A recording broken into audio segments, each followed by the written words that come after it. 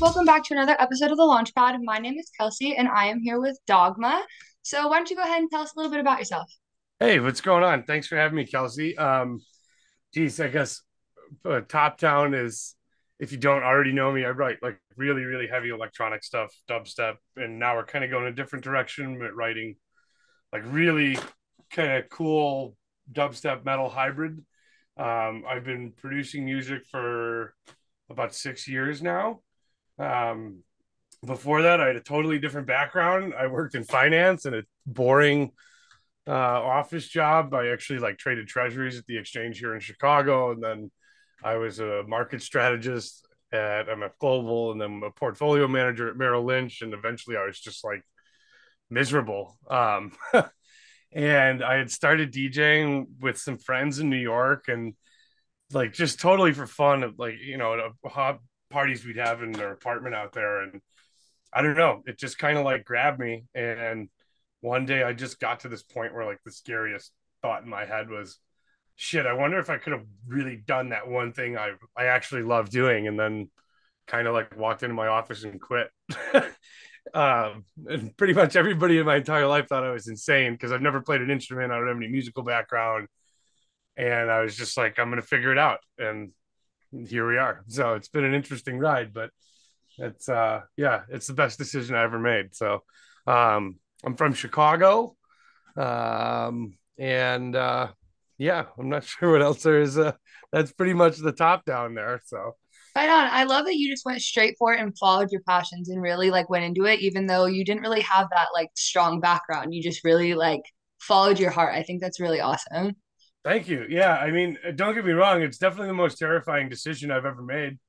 To, to Oh, I like can I can only imagine. That to sounds like insane. consciously, yeah, to like consciously be like, hey, cool, I have a job that is like semi lucrative and I'm doing fairly well, to like, how can I fuck that up? Yeah. Like like how can I go from that to making no money for like the next 4 years? You're like, uh hope I can pay my bills. yeah. And I mean, there's definitely I mean, things are a little better now that the project has made quite a bit of progress, which is good. Mhm. But yeah, I mean, there was a long stretch of like ramen noodles in the out of the package in the microwave. So, but yeah, I don't know. I it's the best decision I ever made because I had just gotten to a point in life where I realized that like my happiness and my like mental health and doing something that I feel good about, that like I can't wait to do every single time I get booked for a new show, it was worth so much more than potentially like doing something that makes more money, but you just want to shoot yourself every day that You're you yeah, walk you're to just the office. miserable So the whole time. Like yeah, what kind of life is that to live, you know? You should yeah, definitely I'm such an advocate for following your passions. yeah. I have definitely become that, and I think I've influenced a couple of friends to also kind of take the leap of faith, so to say. Hmm. And I don't know anyone that's done it and really like put their all into it and come back and been like, man, I wish I had just stayed in that shitty cubicle job from 9 to 5 where I was miserable. Like I, I mean, the way I see it, like I think I have the best job in the world. I get to do an awesome thing that not only makes me happier than anything else I've ever done, but like music is such a like intimate and awesome social experience, and being able to give like memories to people that they're gonna leave and be like, holy shit, that was the best show we ever saw, like, and they're gonna remember that forever, and like that's such a like empowering and awesome thing to me. So That's so sweet. I love that those are your intentions behind everything. So speaking of like intimate interactions, like is there a special moment you've had with a fan that like really has stuck out to you? yeah, I mean, there's been quite a few. I guess one would be I had gotten signed on Borgore's label a few years ago, and the first couple tunes we did very well. There were some of the bigger releases on the label that year, and um, one in particular, Decimation, was like a kind of a blow up tune. And it's the first time a fan messaged me and they got a tattoo of, yeah, of Oh my Decimation. God. And it was like, holy shit. Like You're like, it was, for me? yeah. And it was kind of like that was very much a realization, like, or I guess reinforcement of how impactful music really like truly is on people's lives, to to even like a crazy song like that, where it's, like some mosh pit madness, like super angry, heavy stuff, that was like that person had enough of a connection with that piece of music that they wanted to immortalize it on their body, and Hmm. that's such a crazy thing to be able to elicit that kind of emotion and interact with people that way. And I would say other than that, honestly, like it's not a specific instance, but I think, doing what we do, the same as anything else, you have some nights where like you really feel like, oh man, we killed it, or like, well, that could have been better. And like I think the shows where we get the fan responses after, and it's like, dude, that's what I needed this week. Like, thank you so much. It was such a great set. Like, it got my mind off of whatever's going on in my life that's fucked up right now, or whatever I'm stressing out about. And just knowing that you have that impact on people is such a cool thing. I mean, like, there's not a lot of stuff where you can like genuinely do good while doing what you want to do more than anything else, and also see an immediate result from it. You know what I mean? Like, and that's like my favorite drug to me. Like, it's such a great high when we get that. So I love that. I think that's awesome. That's really because I feel that way as a fan and a listener. When I go to shows, I'm fulfilled spiritually, and it really does bring a new sense of like love to my life. And I'm just reminded of all the good things, and I'm so thankful for artists like you who continue to do that and put that intention into their music and their work. yeah, yeah. I mean, like, I don't know. I feel like the luckiest person in the world to get to do what I do. I mean, granted, it's not, there's thousands and thousands of hours behind the scenes that go on. So it's not, I won't chalk it all up to luck, but when I'm on stage, like that is, I don't know, that hour is like the most alive that I am, like hands down. And I don't know, I'm eternally grateful for the opportunities that I've had, and like the help that's been given to me by, friends who are way more established that have passed knowledge on, or, you know, getting slots to play a better time than I did last year on a festival. Like, everything that pushes the project forward is just, I'm so happy I've had all those opportunities, and hopefully we'll have, a lot more of them going forward too. So Amazing. So, speaking of people who've helped you out, who shout out a couple people who have really helped push your career forward. oh man, let's see. Well, first it's gotta go to Trollface, my Oh, boy okay. Damon. So tip of the hat to you, man. um yeah, he's, I guess, the first real like proper producer that kind of took me under his wing. I played a show with him in Chicago. It was a Never Say Die Black Label tour show, Oh and boy, that it was was fun. this is before I didn't even have anything released.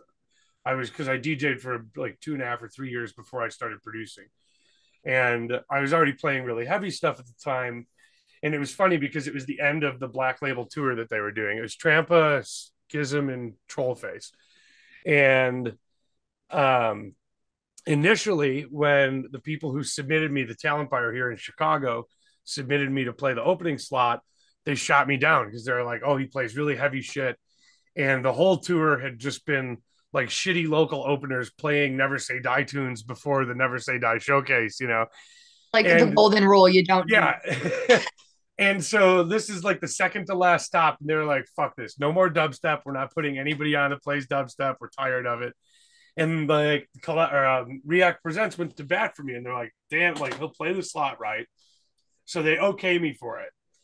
But then the day of the show, I get told, "Okay, no dubstep at all."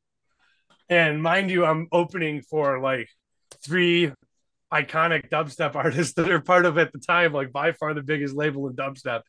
And dubstep fans really only want to hear dubstep. They don't want to go to shows and listen to other shit. So I played like an hour of bass house on stage, and for the entire hour, the crowd just like stared at me, like they did not give a fuck.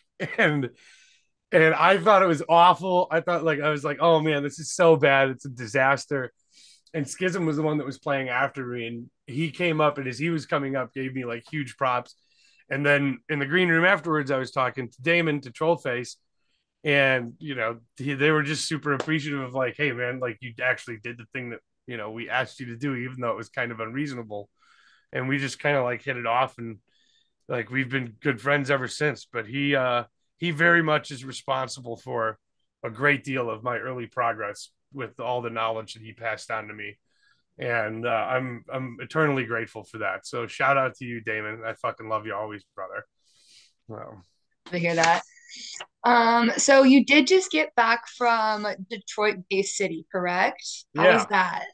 that? Crazy. One of the actually like by far the best show I've ever done in Detroit. So it was at the Russell Industrial Center, and the lineup was ridiculous. It's me, Soundboy, Virtual Riot, Must Die, and then like 10 badass locals. Um, Energy was absolutely insane. I like it was hands down the best show I've done in Detroit. I'm actually like chomping at the bit because I'm still waiting on like video clips to come back, and there were a ton of like just really cool crowd moments. I'm really hoping we got on tape because I want to see them so bad because it was a really good show. Um, yeah, I hope I get the chance to do another one like that again there next year. So it went. I think we crushed it. So we've heard. I know everybody who's played has gotten a ton of messages from fans that they had a good time too, and that's what matters. So That's all that it is for. It's all for the fans at the end of the day. yeah, yeah. I mean, without them, we don't exist. Like it doesn't matter how big or small you are.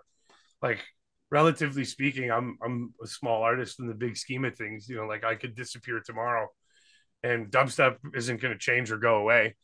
But I'm still only here and only getting the opportunities that I have because of the fans that support me at shows and play and download the music and everything else. So yeah, I think it's really crazy to me when I see artists that having like I guess an egotistical viewpoint about that. And it's like, man, shut the fuck up. We only get to do what we do because somebody out there wants to spend their money that they go to work to earn to come and see you. So like, I don't know. You better get on stage and give them the best show that you possibly can every single night that you're up there. Otherwise, I think you're in the wrong line of work.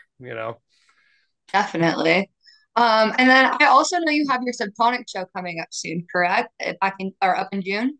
Let's see. Oh, Grid Life. Grid Yeah. Life. So, Grid Life is probably my favorite festival on the planet. It is. I've played it not every year, but I've played it. This is the 10th year, and I've played it like 7 or 8 times.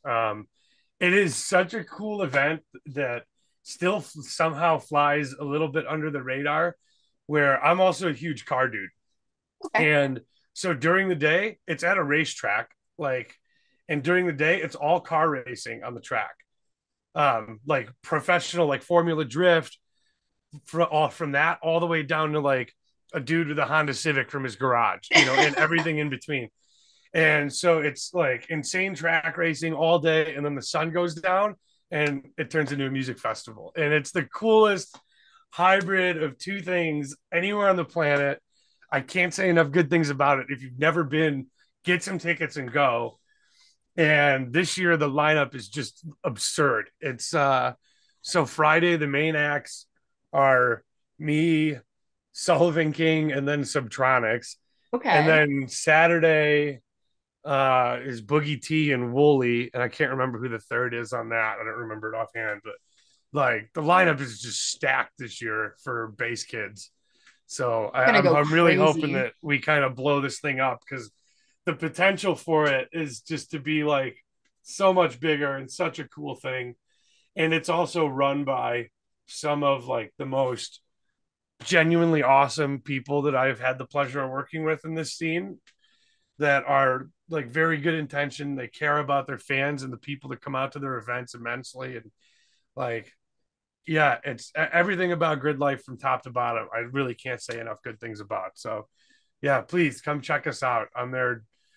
I'm June 2nd, and it's Friday, Saturday, Sunday. So yeah, we want to see everybody at Grid Life this year.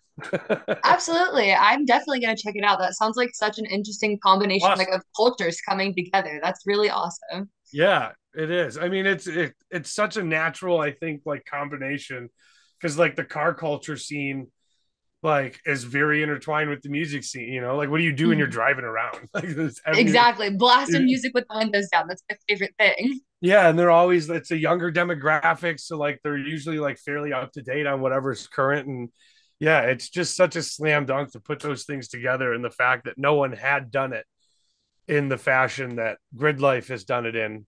And it's really a testament to Chris Stewart, his vision.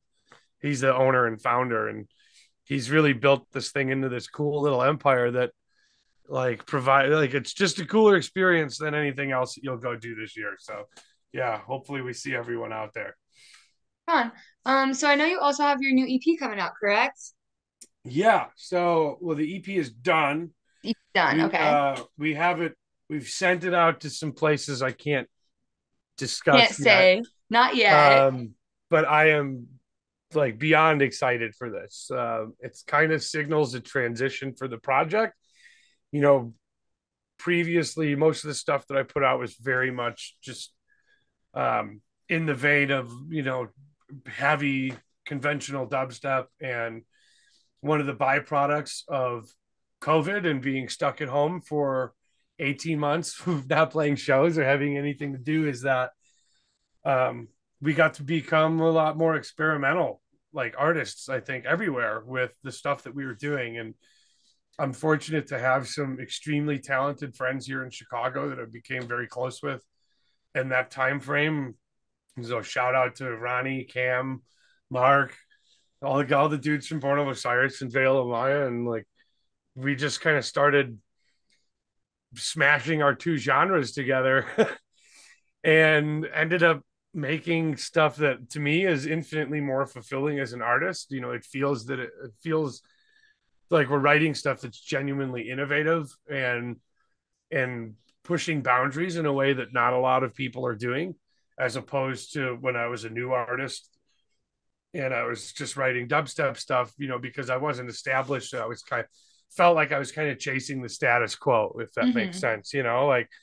Like the bigger artists who set the trend, I was emulating what they were doing instead of, really finding my own identity. And this EP is very much like kind of a coming of age thing where, I think Dogma now myself, like as an artist, I think I've really found the lane that I'm most comfortable in, and that I can create and write the best stuff in. So yeah, I'm insanely excited for this EP. So we have um the lead tune is Alive, which features three members of Born of Osiris, Ronnie, Cameron, and Lee. And Lee plays like the nastiest guitar solo ever in it. The second tune, we brought Messinian out to do some vocals, the OG dubstep vocal god. And then Marco Cuba from Vela Maya is playing guitar on that. The third tune is a collab with some homies from Chicago, Axelon. And we have Micah Martin doing vocals on that. And then the last tune is, I think, going to be kind of a game changer. It's actually like a metal cover of Cranberry Zombie. Ooh. Ronnie Canizaro and Cameron Lush from Born of Osiris. And it's like a crowd cheat code. I've been playing it out now at shows, and it's nuts because like every single person sings it at the top of their lungs, and it's like my favorite moment of every show now. So it's really really cool. But yeah, we're awaiting response from a few different uh bigger bigger labels, which fingers crossed. Hopefully, we should have some news in the next couple of weeks here on that. So yeah, stay tuned. How exciting. So what would you say was a pivotal moment in your career where you really felt like, oh my goodness, like this is it? Um, I'm gonna go back to like one of the things I was just talking about. Like, so Zombie, um, we wrote that during COVID, and the funny story with it is, it started as like a work in progress, and it was just a dubstep drop, and it's in E, the same as the Cranberry song, and for like a week it drove me nuts, and I'm like, what does this remind me of? Like, because it wasn't written from the outset to be a cover of Cranberry Zombie. It was just like basically the skeleton of a dubstep drop, and the key happened to be the same. And finally, it hit me, and I'm like, God damn it! Like, I fuck, know it's this. Cranberry Zombie. It's like an untouchable song. And I'm like, well, I have to at least try it. So I got a copy of the acapella and I put it in the original version. And I'm like, fuck, it's so good. Like, it's too good to not do it. But you can't release anything that way. So then I started thinking about it and I'm like, well, what if we redid it but made it metal with the lead singer Born of Osiris? And it was like 4 o'clock in the morning in the studio, and we were like, let's just take a stab at it. And we did like one vocal pass, and everybody kind of looked at each other and they're like, yeah, this is it. And so the first time I played it out, I was at Aragon Ballroom with some friends that were playing there. It was the Sudden Death show. And then shout out to my boy Max Uber, who brought me up on stage. And this is like a sold out show at Aragon. So there's 5,000 kids there. And I'm like, all right, let's like take the leap of faith. Like the first time you play stuff is always like kind of a, oh shit moment, like, are they going to hate it? Are they going to love it? Like, it's a very nerve wracking thing as an artist. And 5,000 kids sing it at the top of their lungs instantly. And it was one of those things where it's like, this is going to be like a game changer song for sure when it comes out, because it's so recognizable. And I'm so happy with all the production on it, the electronic aspect, like everything. And I think it's going to, yeah, be like kind of a level up thing when it comes out. It's gonna be, you're gonna hear it at every festival stage, I think. And I'm very much a self-deprecating musician like most. I've never had that feeling about a song, and I'm like, this one's gonna be insane. So um I think another moment maybe that would be comparable to that is I back to Decimation, the one that the kid got the tattoo of. Hmm. That was a collab I did with my friends here in Chicago, Elevated, and we put that out in Bygore. And that was really the first tune that went to like semi blow up status, I guess, in dubstep, where like there was a ton of major artists that were playing it out.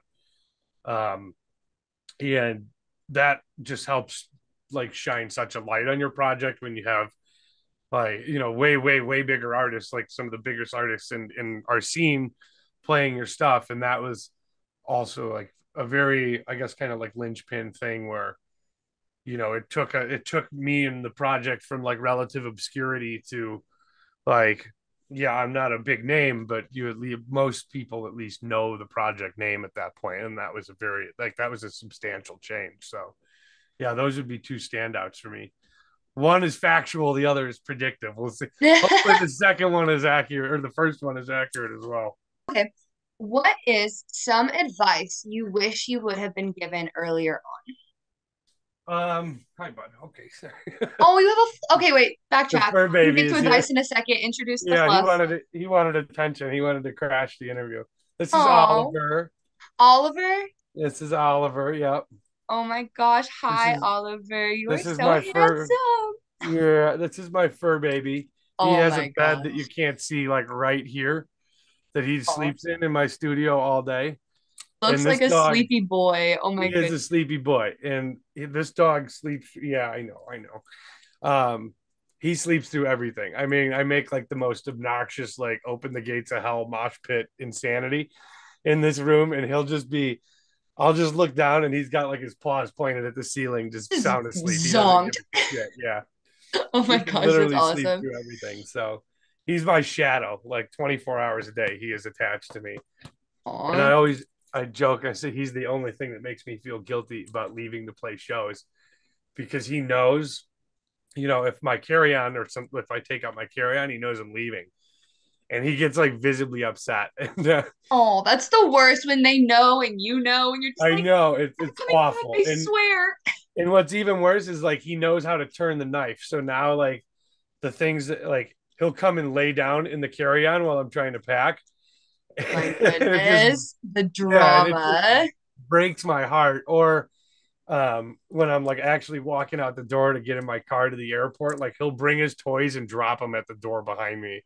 And I'm like, come on, man. Like, You're like, I gotta go. Oh my goodness. yeah, I'm like, I'm leaving to make money so I can feed you, bro. Like, You're like, you want the good food or not? yeah. It's like, you want the kibble or you want that shit with the salmon in it that I can't afford? The fresh, like raw Yeah. fed diet.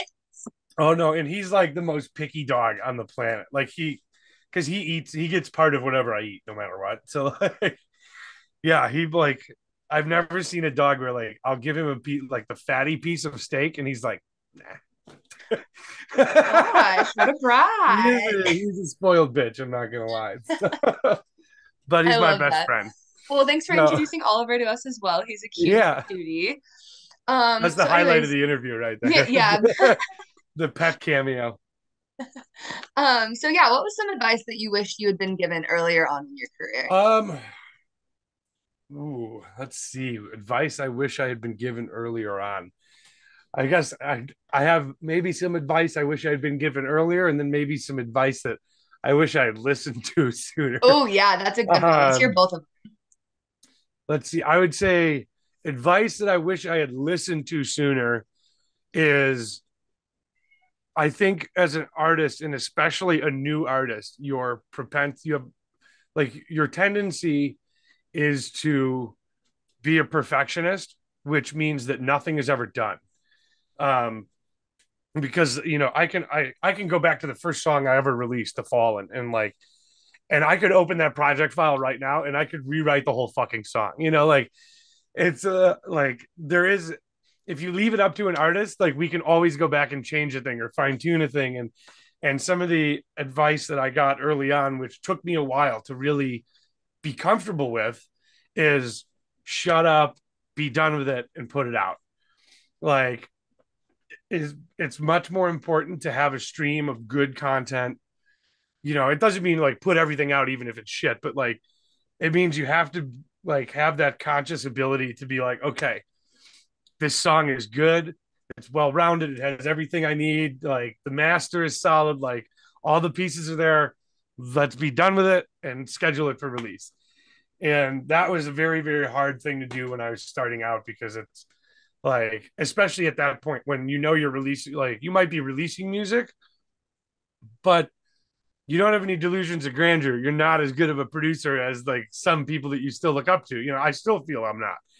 And so you always feel like you're putting something out that could be better. them. Mhm.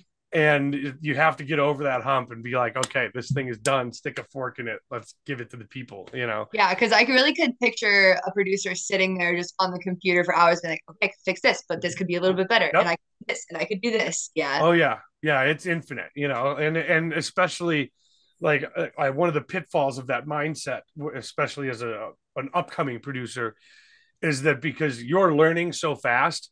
I mean, one of the things that I love about music in particular is, and what drew me to it is, I am like the poster child for ADHD, like Oh my bad. gosh, me too. Yeah, Okay. like bad, like squirrel, I'm gone. And a byproduct of that is that when I feel like I've mastered something, I no longer want to do it.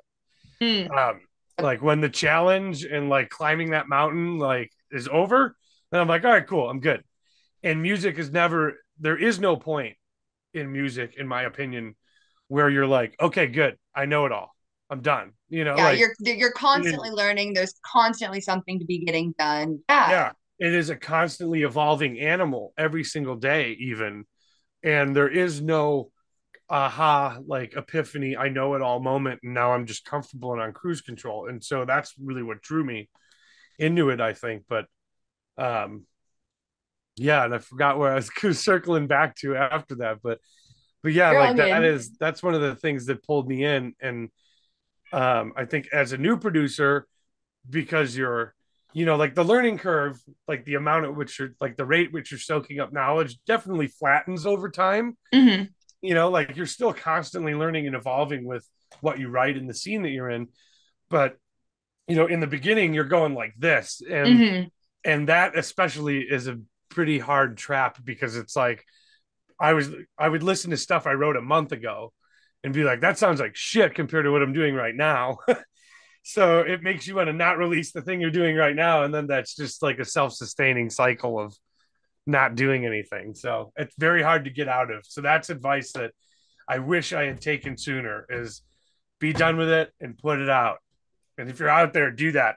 You're done. Put the song out, man. It's over. um, and then let's see. Advice I wish I had gotten sooner is to not give a shit what anyone else is writing. Just do your own Um, thing. yeah, yeah. Because I mean, I had touched on it briefly before. The thing when I came first came into music, I was like definitely too preoccupied with being cool than I was with being a creator. And the creator that I was at the time, because I felt like I wasn't adequate compared to like the people that are at the top of the scene. Which why should you be? It'd be insane to expect yourself to be an equivalent level to like a genre leading artist as a new artist.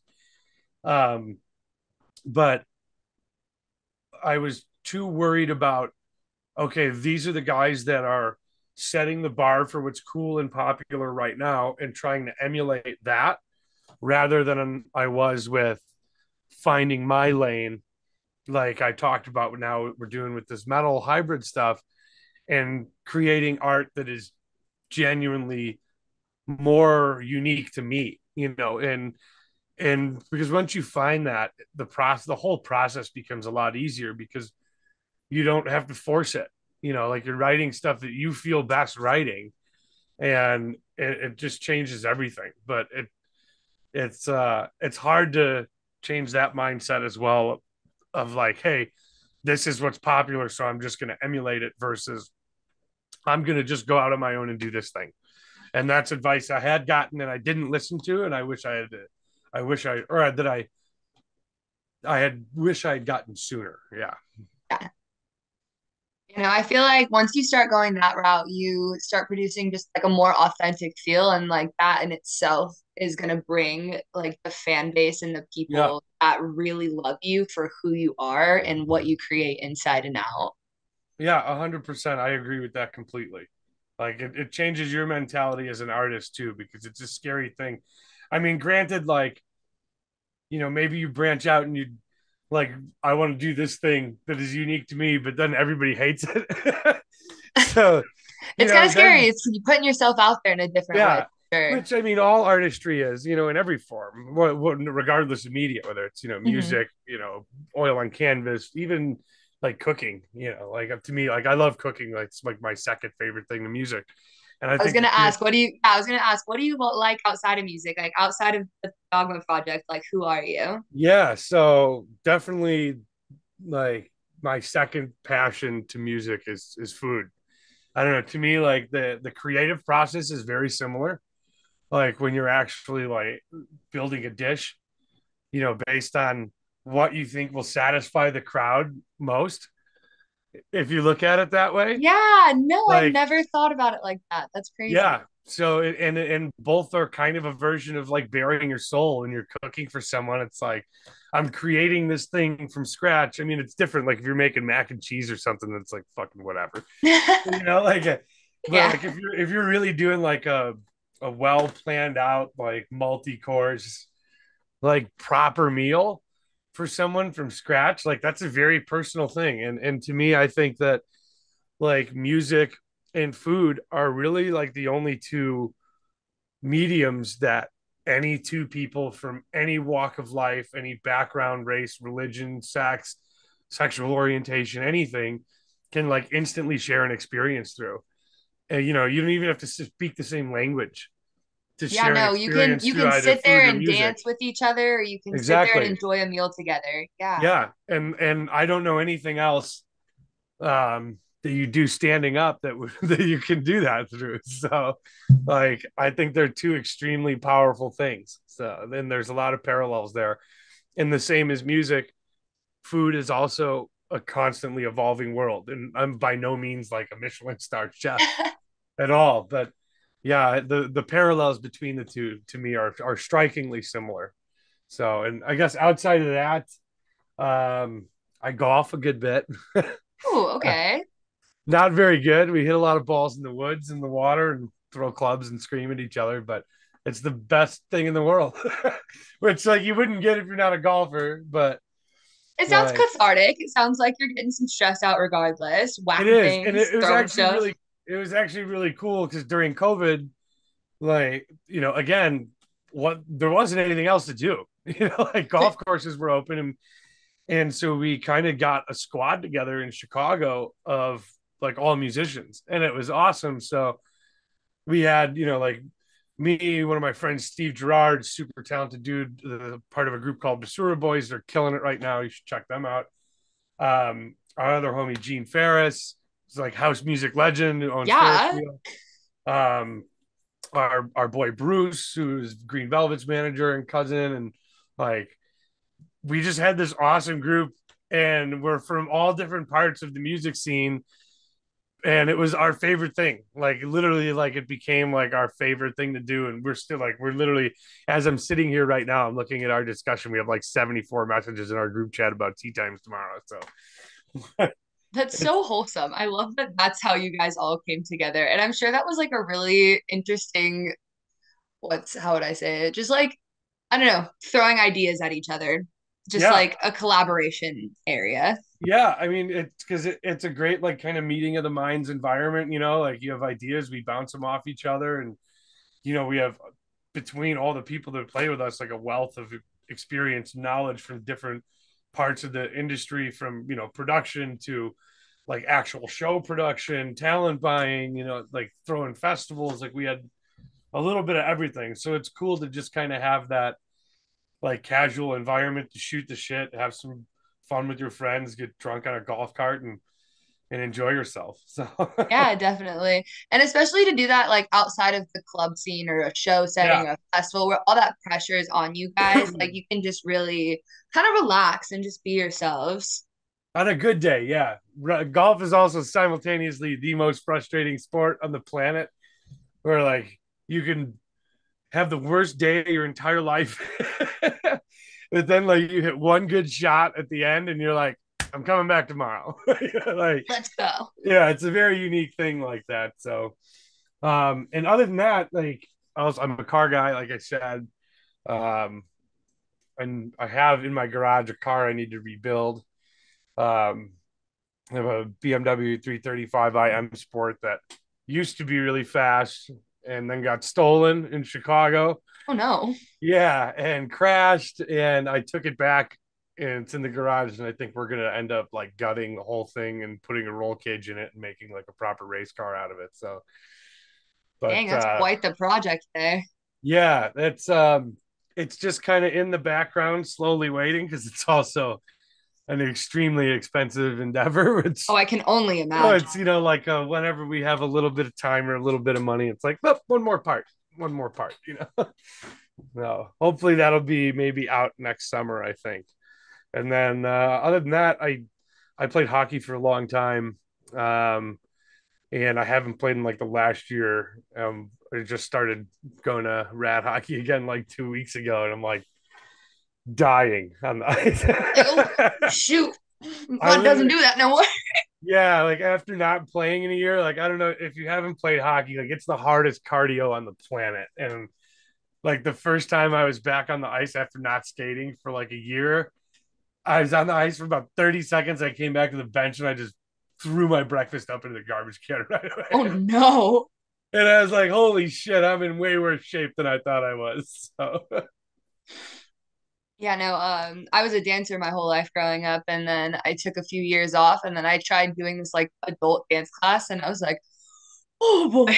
yeah. Yeah, yeah. See, you know the feeling. Yeah, it And just I'm sure like depending on what kind of dance, like there's all those like weird little muscles that you only use during certain activities. exactly. I forgot that And those parts of my body yeah, existed and yeah. moved. And for like hockey, it's like it's very much like lower back. Lower back, yeah, I Yep. can picture that because you're twisting, swinging. Oh, I can Yeah. feel So it after now. like just sitting my lazy ass in this computer chair in this dungeon production room for a year and not doing anything really athletic, because let's be honest, golf isn't a fucking sport. At least not one that keeps you in shape. And yeah, getting back out there the first time, I was like an old man. I needed like a walker with the Walker. tennis balls on it with the. Yeah. Um, so looking towards the future, what are some like dream collabs you're thinking of, or like a dream artist you want to work with? Ooh, ooh. All right. So I'll probably throw you some curveballs here because none of them are going to be in dubstep really. Ooh, okay. Yeah, so to go back to like the metal vision, I'll shine a little bit of light on that we really haven't shared publicly yet. So the long-term vision is we're going to start doing a hybridized like live set at festivals. So like the for like bigger shows, music festival stuff, we're gonna have one of my, some of the people from the groups I mentioned earlier, hopefully doing like live vocals on stage with drums and like guitarists. Because our goal is like I want to play Riot Fest, not like dubstep festivals. So we want to go in like that direction. So my dream like collabs, I mean, would be like a Bring Me the Horizon, um, like Falling in Reverse kind of vibe. Yeah, Okay, Falling in yeah, Reverse is one of my favorite bands. yeah. They I have a special actually, place in my heart.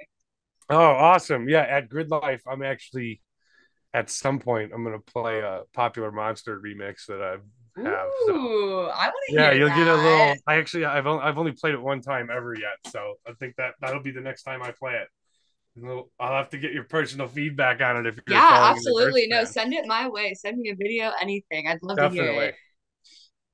What about like a dream venue? Anything like crazy Hmm. standing out in your mind or dream festival, something of the sorts? Um, Red Rocks.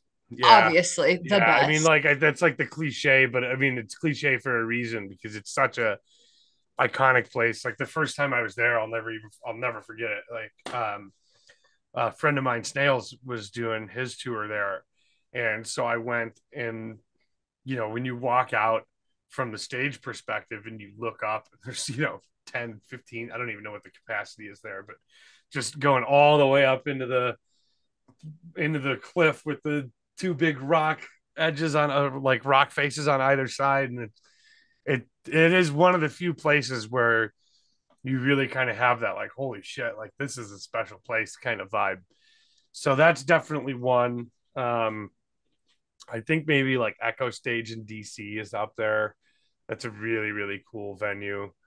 um Caverns is pretty sick. That's up there as well. But yeah, I don't know, like festival wise. So there's one that we're doing next year that is one of those that I can't say anything about yet, but it's got three letters in the name of it. But it's So ooh. yeah, so that's one we're gonna get to cross off a list, I think.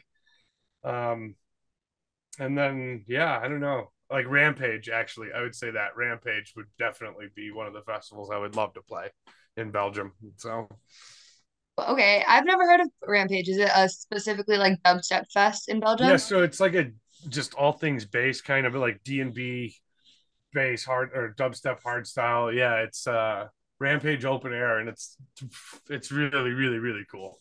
It's like I don't know. I guess like honestly, like look it up and check it out. It's just different because it's got like a European festival vibe to it, Hmm. and I think as much as I love like the dubstep festivals here in the U.S., I think they're a little bit more one dimensional, like musically speaking, where it'll just be all dubstep. Um, and this is a really cool amalgamation of a bunch of genres that are all innately tied together, but don't often see a lot of the crossover between fans. And in Europe, I think the fan base is a little more multifaceted, where they like all of those things versus we just want this one thing. So, to me, it's a cooler experience because you get to go check out everything. Definitely, definitely. So before we wrap things up here, one thing we like to do at Moon Landing is ask artists what they're grateful for inside and outside of music, like most thankful for.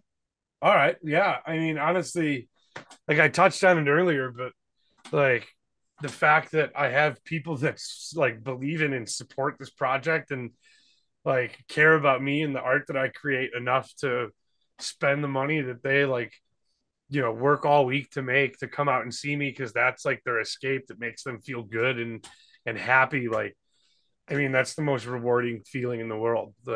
People ask me a lot if I'm nervous before shows, and fuck yeah, like I'm terrified every show. Like it doesn't matter if it's like 50 people or 30,000 people at a festival. I am like pacing and chain smoking cigarettes for 15 minutes before I go on stage, because to me, because I was a fan before I was a producer, so I always look at it from that perspective. And the most terrifying thought is like, if anybody that comes to see me leaves and thinks anything other than like, damn, that's the sickest fucking thing we've ever seen. It's because that's all that matters, is that everybody there has like the best night of their lives every night. So yeah, the people that make that possible, that support me so that I get these bookings and get to go do those things, I'm eternally grateful for. And I would say outside of music, I mean, my family for sure, who are like super supportive.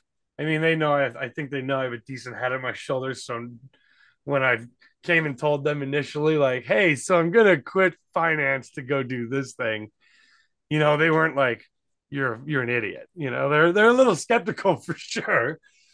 But they're like, if this is a thing that's gonna make you happy, then you need to go and do it. And having that kind of support structure in your family is an important thing. And so yeah, big shout out to Papa and Mama Dogma, because they put up with a lot of shit over the years and they've always had my back. So yeah, and I would say like my friends here in Chicago, I'm fortunate to have some just insanely talented musician friends, not even just here in Chicago, but people that I hold very dear, Ronnie, Mark, Steve, Bal, like people who I think are infinitely more talented than me, but um, have shared just a wealth of knowledge and experience with me. And yeah, I mean, I think that I owe them a lot. And my mentality is, like, your success will never come at the expense of anyone else's. Like, you should just try and lift up the people around you, and that's always going to benefit you in the long run. So I'd leave it at that. That's sweet. Well, thank you so much for chatting with me today. I think this was an amazing interview. I had a great time. Yeah, me too. Thank you so much. Have a great day. Yeah, thank you for having me. We'll see you guys at Good Life. Be a Peace. good life. Bye.